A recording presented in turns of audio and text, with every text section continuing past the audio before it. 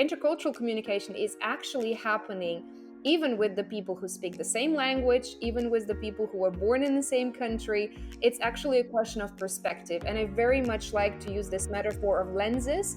So once people put on those lenses and start seeing the world a little differently, so many communication issues turn out to be let's say, highlighted in a different mode. And in the long run, there is this opportunity to communicate to people from all over the world, no matter if you're calling a tech support, which may be actually based somewhere in a different corner across the globe, or maybe you are playing online video games and there is your co-player sitting somewhere thousands miles or kilometers away. So I think this is very important for all of us to keep in mind that even within one country, this is not really a question of whether you're a big corporation or you're an individual professional working on your own, but of course also interconnected globally. Hello and welcome to the Leadership Launchpad, where we help technical managers improve themselves, their teams, and their organizations. On this show, we talk with industry leaders, coaches, authors, and experts to give you actionable insights that can help improve your own performance and the performance of those around you. The workforce is more global than ever. Whether you are part of a company that is expanding globally or you are simply hiring a new person onto your team, there is a high likelihood that you will face intercultural challenges at some point in your career. That is why I wanted to talk to our guest today, Chris Ropold. Chris is a globally recognized intercultural communications and soft skills expert. She has lived in the UK, US, South Africa, Australia, South Korea, and is now living and working in Denmark, where she helps companies and organizations worldwide to communicate and succeed globally. Chris is an entrepreneur passionate about connecting people of different backgrounds, whether it be languages, countries, or professional cultures. During this conversation, you can expect to learn how Chris first learned of the impact cultural differences can have, the distinction between culture and personality differences, some of the most common cultural differences that cause problems in organizations, and the actions every manager can take to overcome some of these challenges. Before we get into the conversation, I do want to remind you to make sure you subscribe to the podcast if this is your first time listening. And if you are already subscribed, then I would ask that you please share this show with at least one other person, because that, after all, is how we grow. I can't tell you how much it would mean to me. And so, with that, let's get into the conversation with Chris Ropold. Chris, welcome to the Leadership Launchpad. How are you doing today? I'm doing fantastic. Super excited for our conversation, Matt. How about yourself? I'm also doing great. It is 110 degrees outside Fahrenheit, so it's a little warm out right now. But we're making do. I'm so excited for this call. You hosted an amazing session. This is how we met. We met a couple months ago. You were hosting a session from Ice Springs, did such a wonderful job. We followed up afterwards, and I got to know a little bit about your backstory, just so everybody else can appreciate it. Because I think I forget the exact numbers. Exactly how many countries have you lived and worked in? Well, I cannot say that I have lived and worked in all 63 countries that I've attended, but this is my count. So this is my map, 63 countries at my back. Wow. But I should say that maybe like some substantial experience I've had of living and working maybe in a dozen with Yeah. like pretty long or pretty continuous projects. So Wow. with the rest, it's been short visits or some part-time engagements or some touristic activities, but that's Yeah. that's quite a number. That's a huge number, and it makes sense how you kind of wound up in your specialty of helping with these intercultural differences that organizations so often fall into. I was wondering if I'd love to start with kind of how this all began for you, because it was a really interesting story of of how you realized that this was kind of be a thing that you were excited about and interested in. So how did you get started in this field? Absolutely. It turned out that I was an exchange student in Seoul University of Foreign Studies in South Korea, in the Republic of Korea. And on some very daily basis, I started noticing tiny little things that turned out to be quite major differences in terms of perception from both my Korean language teachers and from my co-fellow students who were in my group from all over the world, from China, from Germany, from Vietnam. And this was kind of adding up piece by piece by piece. And at that point of time, I understood that, wow, that really has made a big difference for a lot of people. This has been an issue for mutual understanding, or Mm-hmm. better to say, mutual misunderstanding. Mm-hmm. And since I was in the beginning of my career doing a lot of simultaneous interpretation, I was helping a lot of delegations when they were traveling abroad.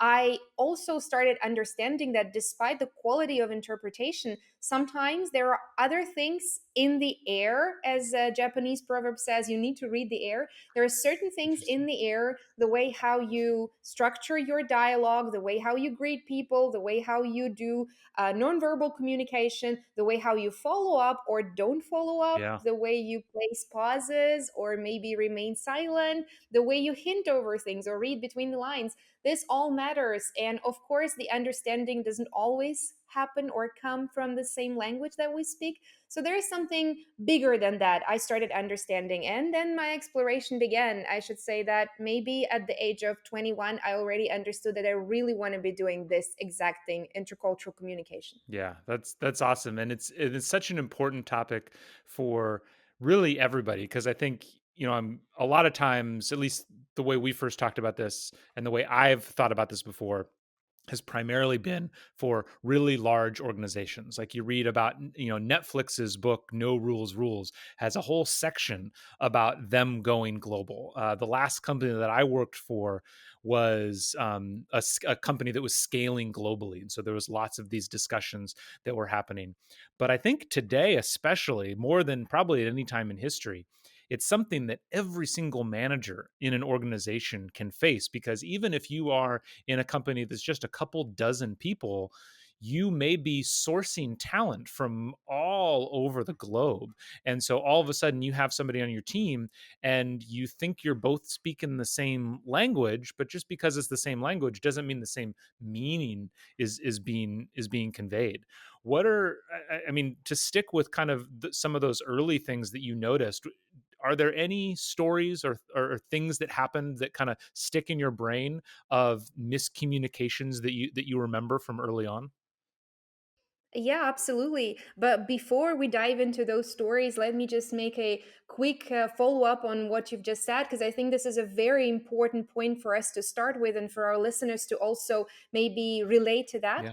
Um, First off, it is truly important what you said about small and medium businesses actually entering the global market Mm, and scaling up at a different level, though, compared to Netflix and the other corporations. Because, as a matter of fact, in so many situations, the global corporations suffer less from intercultural misunderstanding mm, in their teams and with their contractors or vendors compared to smaller and medium businesses. The simple reason is those bigger corporations usually invest much heavier into corporate mm. culture, Sure, which becomes an overarching culture. And also, they do invest so much into sourcing and recruiting talent according to very specific protocols when they sure. really search for a cultural match with a new person in the company. So, as I mentioned earlier, it very often happens that small and medium businesses actually need services of Mhm. people like myself much more than bigger corporations.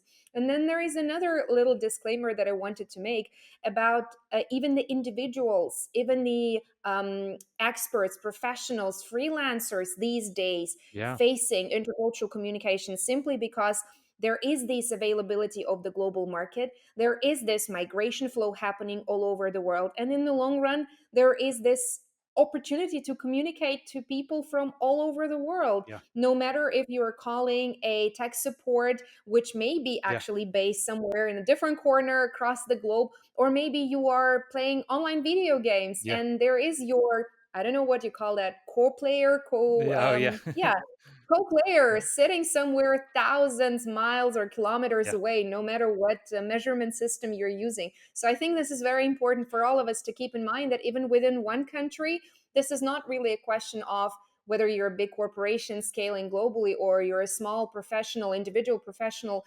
working on your own, but of course also interconnected globally. Intercultural communication is actually happening even with the people who speak the same language, even with the people who are born in the same country. Yeah. It's actually a question of perspective. And I very much Mm, like to use this metaphor of lenses. So once people put on those lenses and start seeing the world a little mm. differently, so many communication issues turn out to be, let's say, highlighted in a different mode. I love that idea of lenses, and I love that idea of, yeah, it's not just a matter of where you were born. It's much more of a an outlook on life, a way of viewing things, a filter through which you're kind of viewing the world that can be that can be very different. I mean, yeah, I mean, especially here in the States, I think on LinkedIn one point we had a little back and forth. I think it was you and I, where like the United States can feel like 5 or 6 different countries, because there are such Even different more. cultures around.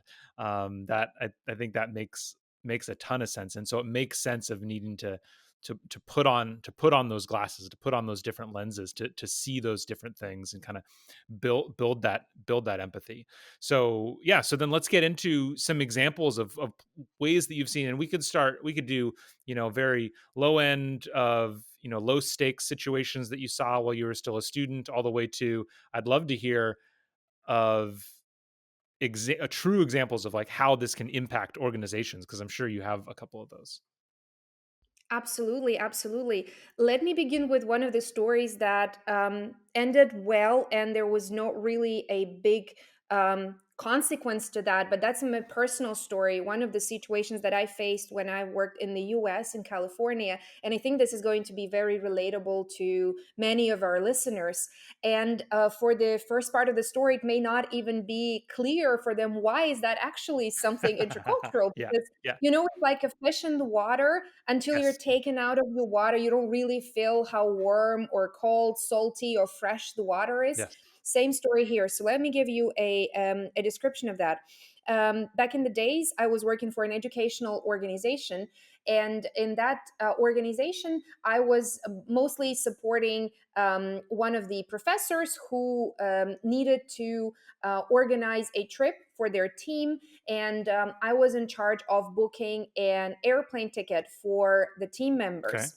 And unfortunately, there were no other available tickets for that specific evening when the team members were supposed to fly. I think it was to Washington that we were needing to book a ticket. And considering the schedule that I've had at my hands, I understood that in order for us to catch the necessary flight, the team members would need to finish their class something like 5 minutes earlier, 10 minutes earlier than necessary. And so we would just need to let the teenagers who were part of the educational group, we would need to let them go a little earlier. And then the team members would be able to catch the flight. So Okay. that was my very, in my opinion, back in the days, sensible decision to make, Yeah. considering there were no other flights available. And I had this task to make sure the team members actually arrived to Washington. In the end of the day, what happened was that I had a huge conflict. I would say even a conflict, because this was extremely emotional, with my boss. Because unfortunately, as it turned out, since it was a very quick decision to be made, they could not warn the parents of those students who Mm, were 15 and 16. They had to finish the class earlier and leave the building earlier, 5 to 10 minutes earlier. mm-hmm. So they had to wait for their parents to pick them up on the cars, and they had to wait alone. And then they came the issue of kidnapping. There came the issue of the parents not being informed in advance about Mm, their kids staying on their own, mm, even though California seemed like a pretty safe state and a mm-hmm. pretty safe area. Um, it was in the Bay Area. The boss was extremely mad at me, and for the first 10 or Wow. 15 minutes of the conversation, I couldn't even understand what the Why he issue was was, mad. because exactly. Well, it was she, but never mind. Okay, It she. doesn't Yeah. matter at all. That doesn't matter at all. The idea is that I, from my background, clearly understood that there is literally no issue with 15, 16-year-old kids Yeah. waiting outside for their parents for Yes. 5 to 10 minutes unattended, and the teacher could really just compensate for that 5 to 10 minutes next class. Yeah. While I was actually later comparing the stats, and I understood that it's true. The American society is extremely concerned Mm-hmm. about the safety of their teenage kids. Yes. Even though back in my area, the place where I was born, the crime rate is much higher, but Yeah. most of teenage kids of this age are taking their trips by public transport, Yeah. walking home alone, again because it's not such a car heavy Yeah. society, because the teenagers have much more independence, etc., etc. So it seems like a very obvious situation, Yeah. but the very fact that you're not a part of that water, you're not a fish in that exact same pond, makes your decision change. And it was a pretty traumatic experience Yeah. for me back in the days, and that's what made me double check all the stats and also fears and concerns and values of the society that I start working with, especially if I'm planning to move to a new country for some quite long time. Yeah, absolutely. And it's such a great example of how just the numbers aren't enough, because like you said, if you look at the numbers statistically, it was much safer here in the States than what you were used to. But for whatever reason, that wasn't the driving factor. There's a whole discussion to be had about why it's not the driving factor, but that's not the discussion for today. But the point is that it is about going that next step of understanding, yeah, the mindset of folks and not being able to assume any of that mindset. But yeah, I think that's a really that's the perfect example of just how minute things can be of not seeing the water for what it is. Absolutely. And the fact is, again, every participant of that story were having good intentions. Yes. We were all trying to do Yes. our best to Yes. make sure that the job is done. And I do want to make another disclaimer. And the issues of intercultural communication is always about disclaimers. So bear with me, Okay. please. The first disclaimer is, of course, I'm sure among our listeners we would have a lot of opinions saying, Yes. well, I live in Bay Area and I never had an Yes. issue with that, it would be Yes. totally fine with me, which is absolutely possible, and I recognize that. And of course, I'm sure we would also see a lot of voices and opinions that would say, oh, it's just a personal issue with that particular leader, with that particular boss who Yeah. is overly concerned about legal Yeah. consequences of kids being left unattended, contrary to the agreement with an educational institution. And again, I recognize that. However, cultural stats usually gives us a chance to estimate average temperature in the Hmm. water, Hmm. and this is what I was not sensitive to back in the days. Yeah. Yeah. There's always going to be fluctuations from person to person. And over time as a team, you need to understand that, because I'm assuming that's another thing that's important about those lenses is you never fully know until you meet the actual individual person. You have some idea of how you want to adjust. Let's say you're bringing a new person onto your team from a particular part of the world, and you say, I think this is generally it, but you still need to get that individual's take on everything.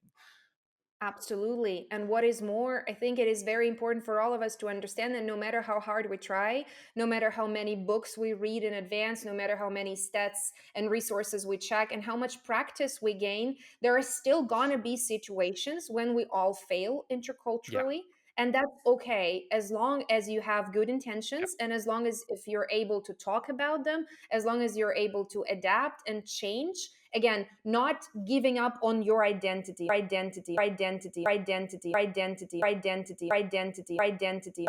to your counterpart. I think that is a very important point.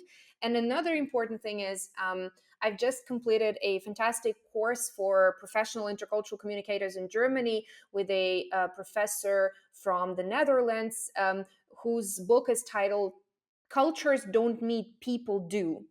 And I find this is a fantastic phrase. Mm. That's true. However much we learn about specific countries, specific Mm. stats, specific situations, we always deal with a person in Yeah. front of us. Yeah. Of course, it's different to the situations when we need to explore a new market and find a marketing strategy, adapt to the values and the needs of a specific type of a consumer. But when we're talking to a specific person, in our specific team, there is always a personality rather than a simple embodiment or a copy of a national culture. Yeah. That makes a lot of sense. So it always comes down to the individual, but I'm guessing there's still are there some common themes? Like, what are some of the common mistakes that get made in organizations of where this cultural miscommunication happens? Are there some common things that you see a lot? Absolutely. And I should probably say that among the most painful points where people do not find good alignment, we would probably rank feedback culture. Yeah. You probably are aware of the fact that even though the American culture is generally considered to be pretty straightforward and sometimes too straightforward for some other cultures, when it comes to feedback, this sandwich rule is Mm, an overly dominant concept.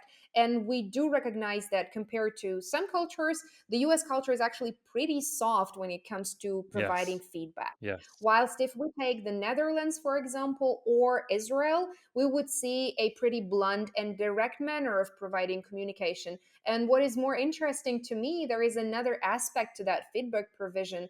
Um, to the majority of us all over the world, there is this consensus that feedback, especially negative feedback, should preferably be provided on a one on one basis. However, there are cultures, such as, for instance, Germany or here in Denmark, where we can notice that in many companies, negative feedback may be provided in public Mm, within a team.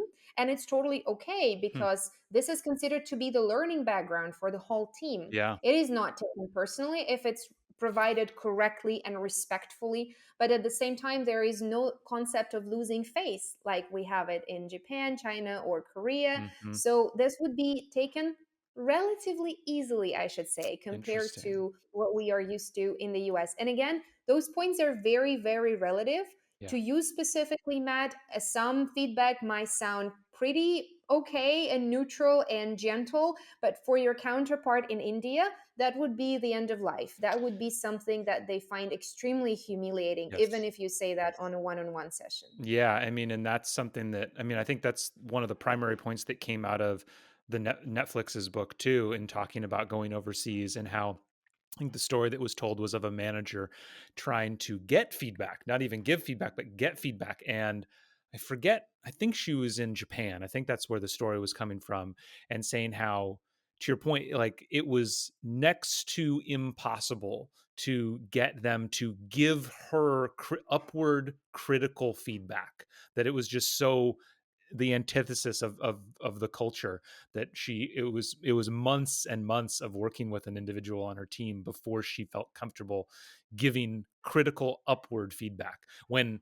the Netflix culture is kind of like, it sounds very Denmark or German, and that it's just like, no, that's the whole point. We need to bring this up. We need to give critical feedback to one another. And again, the intention behind both of those approaches is very, very positive. Hmm. The intention Hmm. is to ensure there is progress in the organization. The question is what we see under progress, critical acclamations or keeping harmony in the team so that it can flourish and prosper and give good results on the next circle of. Yeah. On the next cycle of the production, right? So I would say that, yeah, feedback is probably among those most popular Yep. topics Yep. where this discomfort comes in. And apart from that, I would probably list probably something that is not very evident and obvious, but that becomes a hindering point for so many of us, which is informal communication and the Hmm. patterns of informal contact for colleagues if we're talking teams here. So what I mean is, in so many situations, this overarching corporate culture in these big international corporations is something that helps us. It guides us how we communicate with clients, with peers, with leaders, how we provide feedback, how we collect feedback, how we follow deadlines, or maybe we're a little bit more loose on that, how we make decisions, consensus based or top down. But then when the work is over, everybody has their own expectations and they can be different. I'll give you an example here.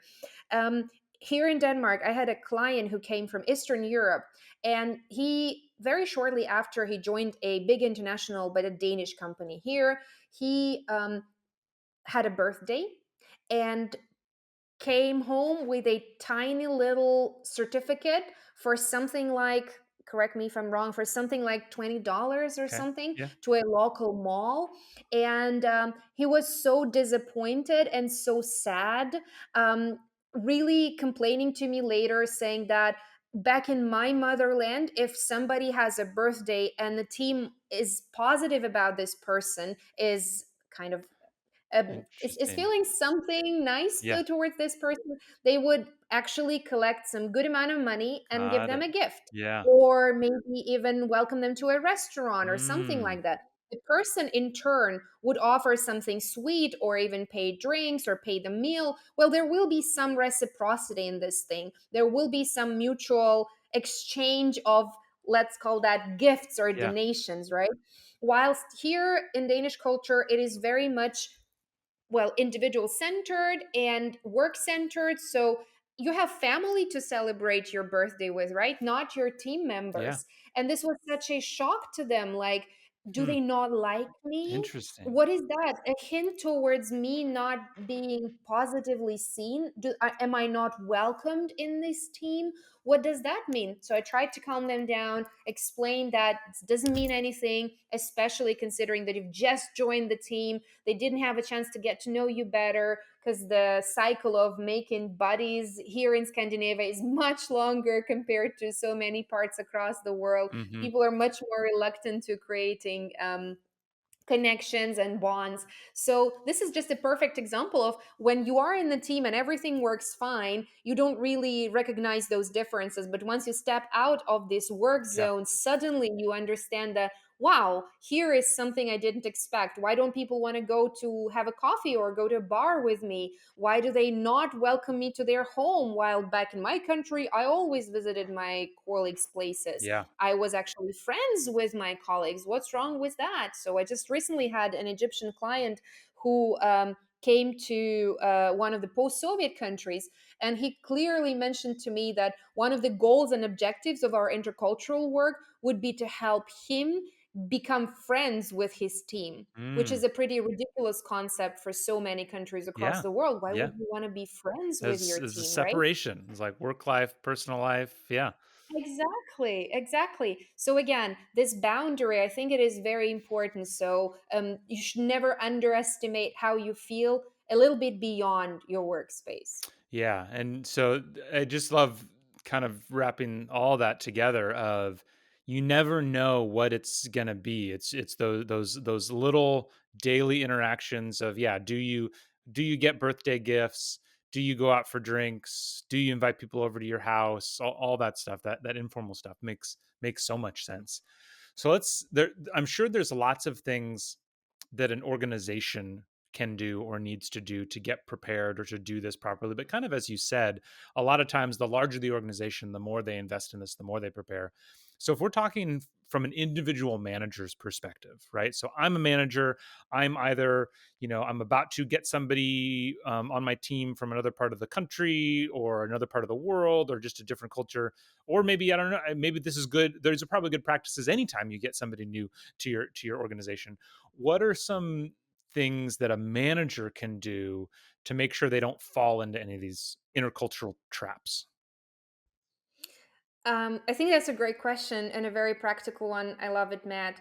And I should say that will be happy to leave a link to a research that proves, at least suggests, with the stats that they provide, that contextual diversity within teams actually leads to better creativity Mm, and mhm, amazing mhm, results. So 100%. whenever you're hiring someone new from a different culture, that be a different corporate culture, different ethnic culture, different religious culture, different national culture, Yeah, different generational culture, there is always this diversity increase in your team. And so you yeah, have higher chances to prosper in yeah, terms of your creativity. So I think that is important, again, as a short disclaimer yes.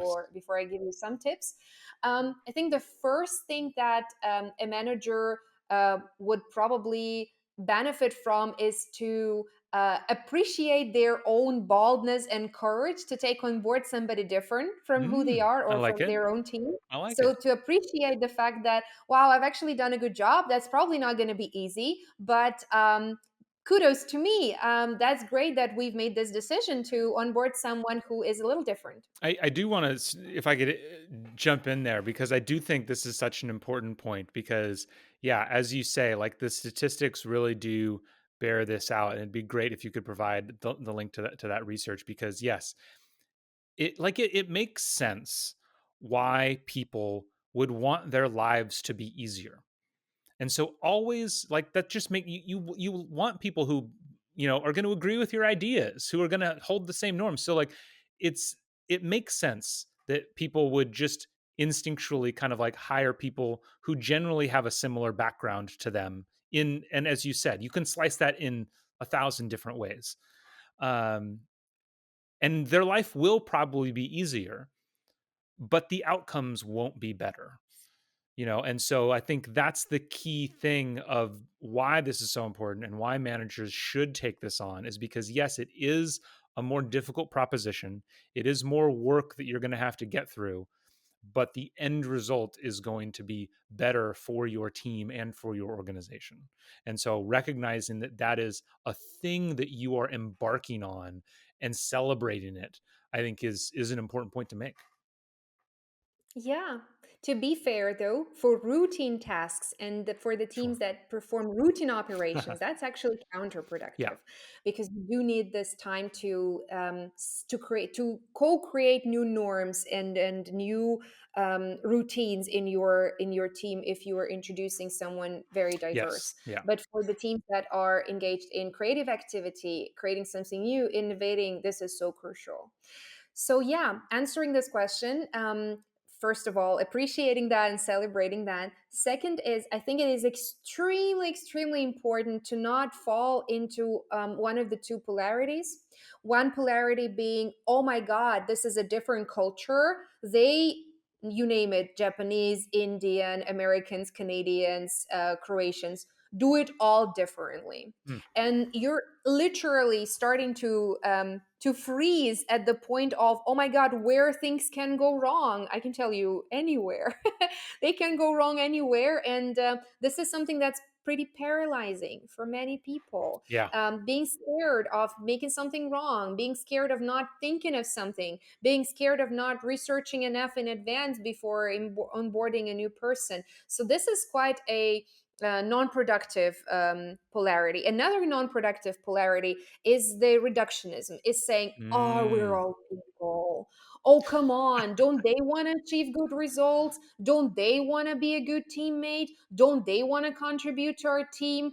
That's pretty obvious. We all need this and that. We all need to be appreciated. We all want to hear some feedback. Well, probably on the one hand, yes, that's true. But on the one hand, the way we do things is incredibly diverse. And again, I encourage you, even if you have never been working internationally, look at the people around you. Yeah. Even within a single nation team, you still see a huge diversity in the way people approach different, even most basic routine tasks. What could happen with the people of a different background? Of course, that would be different. And then on top of that, you add, for some cases, language barriers, or Hmm. even when people speak the same language, some nuances can be very, very particular. And even if you again take English, British English, Canadian English, Maltese English, Nigerian English, will be different. Yeah. So what I think a good manager, or a, that's a probably bad labeling, good manager, a thoughtful manager and a conscious manager should do is try to not fall into one of those two polarities. It's never all about culture, and it's never all about just personality. So it's Mm. always somewhere in between. Mm. And probably the most wise approach is to try to navigate between the two, never falling into one of those polarities. I like it. And I don't know if you want to comment on that, or should we move on to the next No, point? I think you put that really well. Of yeah, it's just keeping out of those two traps is a good first step. What? Yeah. So what's the next one?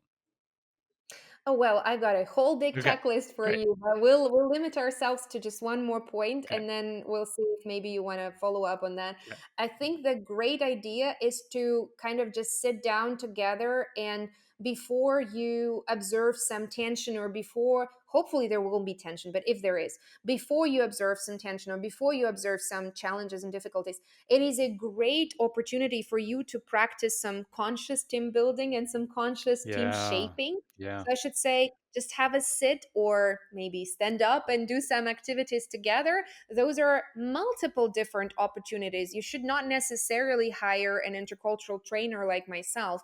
It is very possible that you do things on your own. Just search them through some of the materials, and I can suggest some exercises to you as well, by trying to sit down and understanding where we are actually similar and where we're different, Yeah. and asking questions that might seem very, very simple to you actually turn out to be fantastically insightful. So let Hmm. me just give you an Yeah. example. There was this situation between a German colleague of mine and an Indian colleague of mine, where I suggested that they sit down and discuss the questions of deadlines.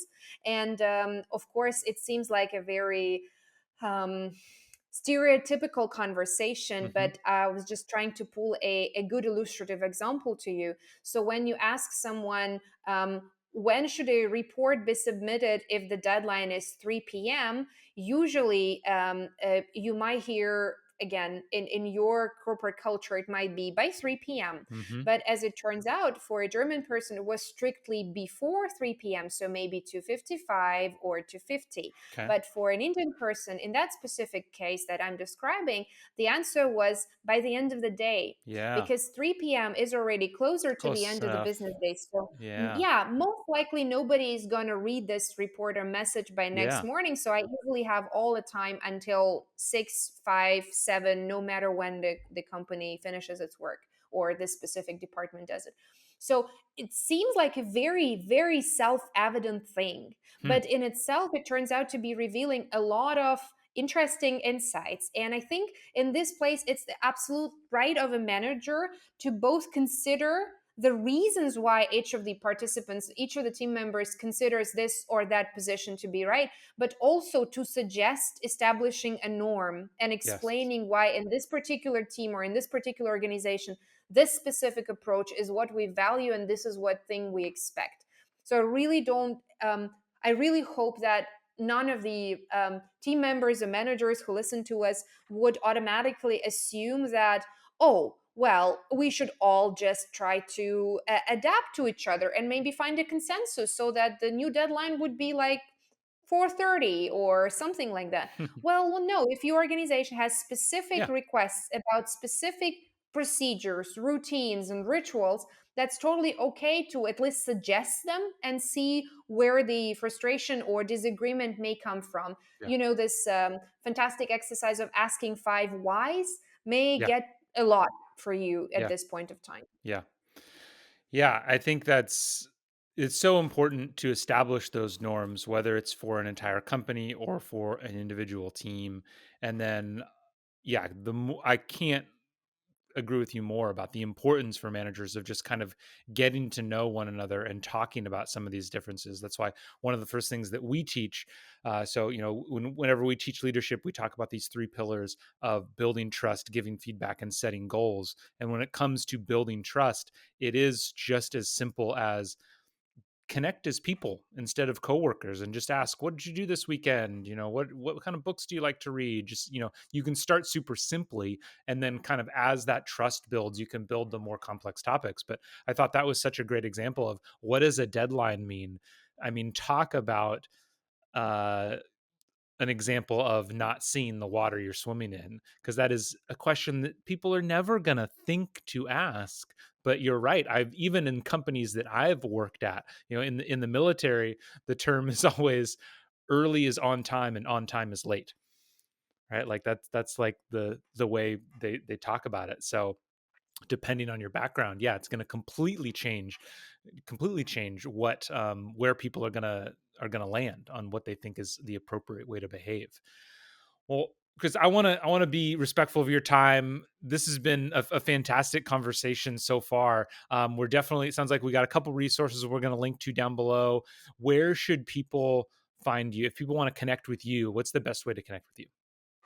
Thank you for suggesting that. LinkedIn is probably the best way Great. to get in touch with me. I'll be super happy, and I try to post a lot of free materials, my own materials, the materials of my colleagues, some of the adjusted complex theories that I try to turn into simple language, because I do feel that the world needs more digestible knowledge on Yeah. that, because for many of us it seems like, oh my god, this is so complex and so difficult, something for the diplomats, right? But I do advocate for intercultural awareness being the new literacy of the 21st century, because we all live in a globalized world, no matter how scaring some political news might be.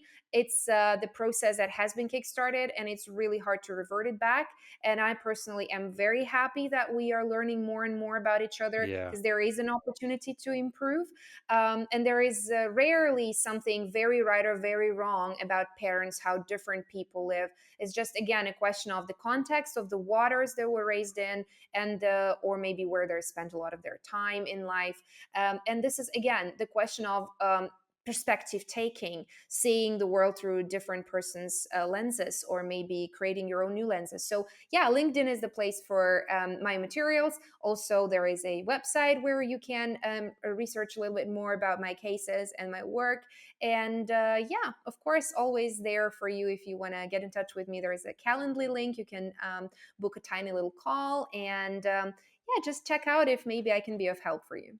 Awesome. Well, thank you so much for this conversation. Hope people got a lot out of it. So have a great rest of your day.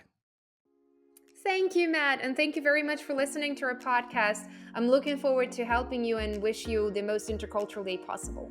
Awesome. Thank you. Thank you so much for listening to today's show. If you are looking for help turning your organization's great engineers into great managers, me and my team at Better Everyday Studios would love to help. We deliver targeted and interactive training workshops that are designed to help build the 3 fundamental skills of any new manager: building trust, giving feedback, and setting goals. Reach out to me through matt@bettereverydaystudios.com so we can start making your organization better every day.